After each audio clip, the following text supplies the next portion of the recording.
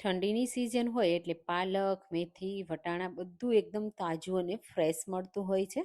Hello friends, હું છું શીતલ. તમારું સ્વાગત છે મારા કિચનમાં. આજે આપણે બનાવીશું મેથી, પાલક અને લીલા વટાણાનું એકદમ હેલ્ધી, ટેસ્ટી, ઝટપટ બની જતો નવો નાસ્તો. એ પણ આપણે બે રીતે બનાવીશું.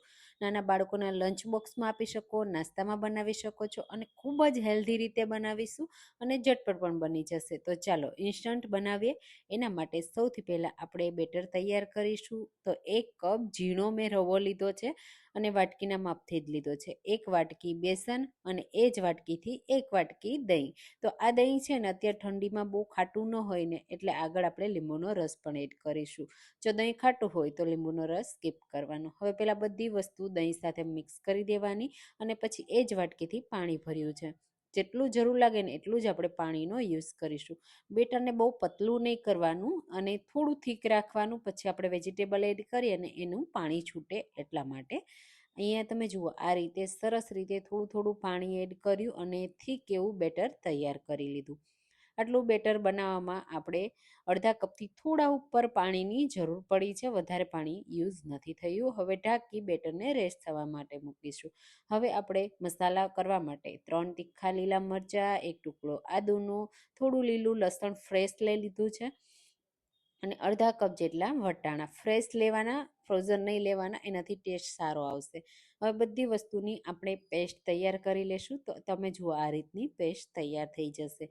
હવે આપણે એને થોડી વાર માટે કૂક કરીશું. એના માટે 2 ચમચી તેલ લેશું અને તૈયાર કરેલી આદુ, મરચાં, લસણ અને વટાણાની પેસ્ટને એડ કરીશું. સાથે એકદમ હેલ્ધી બનાવવા માટે ફ્રેશ લીલી મેથીને ઝીણી કટ કરી એડ કરીશું. ફ્રેશ લીલી પાલકને પણ એ જ રીતે કટ કરી એડ કરીશું અને બધી વસ્તુને આપણે સરસ રીતે સાતળી લેશું.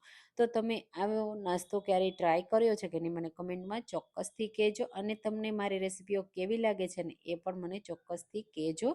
અને હા, મારી રેસિપી તમે કઈ સિટીમાંથી જુઓ છો ને એ પણ મને કહેવાનું બિલકુલ ભૂલતા નહીં. હવે અહીંયા જુઓ તરત જ બધી વસ્તુ સોફ્ટ થઈ ગઈ, એટલે કે મેથી પાલક સોફ્ટ થઈ ગઈ, વટાણા પણ કૂક થઈ ગયા છે. તો આ રીતે બધી વસ્તુને કૂક કરીને લેવાથી ટેસ્ટ બહુ સારો આવે છે અને સરસ રીતે કૂક પણ થઈ જાય છે. તો વધારે આપણે એક્સ્ટ્રા કૂક કરવાની પણ જરૂર નહીં રહે. હવે બધી વસ્તુ કૂક થઈ ગઈ, નીચે ઉતારી લઈએ. અહીંયા બેટર પણ થોડી વાર માટે રેસ્ટ થઈ ગયું છે. તો હવે બધી વસ્તુને આ સમયે જ એડ કરી દઈશું. અહીંયા હું છે ને મીઠું લાસ્ટમાં એડ કરવાની હતી અને પછી જ્યારે મીઠું મેં એડ કર્યું ને ત્યારે હું તમને બતાવવાનું ભૂલી ગઈ, એટલે તમે મીઠું એડ કરી દેજો આ સમયે. સાથે તલ અને થોડું આપણે એમાં હિંગ અને લીંબુનો રસ એડ કરીશું. એનાથી ખટાશ આવી જશે અને મિક્સ કરી લેશું. અહીંયા મેં મીઠું આ સમયે એડ નથી કર્યું, પછી મેં ટેસ્ટ કર્યો ને ત્યારે મીઠું એડ કર્યું, એટલે તમે જરૂરથી એડ કરી દેજો, ભૂલી ન જતા. હવે બધી વસ્તુને મિક્સ કરી લેશું. અહીંયા હું લાલ મરચું પાવડર એડ નથી કરતી. જો તમારે એડ કરવું હોય તો કરી શકાય છે. ગ્રીન મરચી લીલી તીખી એડ કરી છે ને એટલે ટેસ્ટ સારો એવો આવી જશે, તીખાશ આવી જશે, એટલા માટે હું ગ્રીન જ રાખું છું. બધી વસ્તુને મિક્સ કરી હવે આપણે એમાંથી તરત જ નાસ્તો તૈયાર કરીશું. આ રીતનું થીક જ બેટર રાખવાનું, એટલે કૂક થતાં વાર ન લાગે. તમે જો હું ચમચીથી પણ તમને બતાવી દઉં કે આ રીતનું થીક રાખવાનું છે.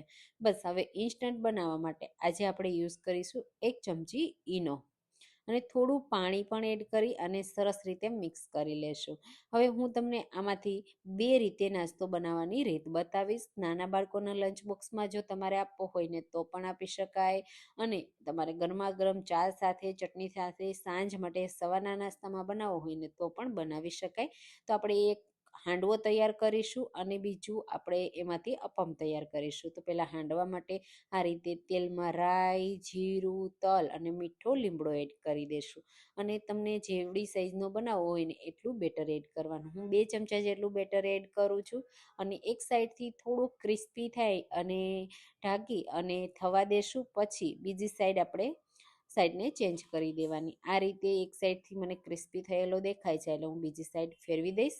તમે જુઓ કેટલો સરસ ક્રિસ્પી થઈ ગયો. ફરીથી આપણે ઢાંકી દેશું એટલે અંદર સુધી કૂક થઈ જાય. અહીંયા તમે જુઓ સરસ એવો કૂક થઈ ગયો. બંને સાઈડ તમને હું બતાવી દઉં કે કેટલો પરફેક્ટ શેકાઈ ગયો છે. તો બસ આ રીતે આપણે લઈ લેશું. તો બંને સાઈડ આ રીતે શેકાઈ ગયા પછી અને આપણે ગરમા ગરમ સર્વ કરવાનો. સાથે હવે બીજો નાસ્તો પણ પહેલાં આપણે તૈયાર કરી લઈએ. તો આ રીતની અપમ પેન લેવાની, એમાં થોડું થોડું બધામાં તેલ એડ કરી દઈશું. થોડી થોડી રાઈ પણ એડ કરીશું. જે રીતે હાંડવો બનાવીએ ને એ જ રીતે હાંડવો બાઇટ્સ બનાવી લેશું.